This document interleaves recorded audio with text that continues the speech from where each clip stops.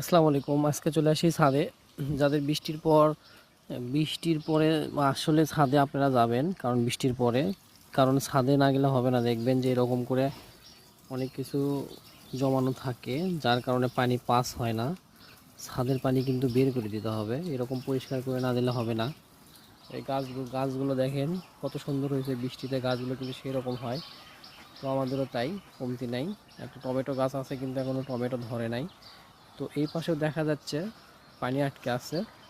পানি আটকে থাকলে এগুলো আমাদেরকে পরিষ্কার করে দিতে হবে, তাছাড়া কিন্তু হবে না। কারণ যত পরিষ্কার করবেন, পানি যত পাস হবে, ছাদ তত ভালো থাকবে। তো এই যে পার হয়ে যাচ্ছে পানি, পানি পার হওয়া একটা নিনজা টেকনিক। এই পাশেও একই, দেখেন কয়টা পরিষ্কার করে দিলাম। এই যে পানিগুলো পাস হয়ে যাচ্ছে, এখন জিনিসটা ভালো হবে। এই যে দেখেন কত সুন্দর পাস হচ্ছে।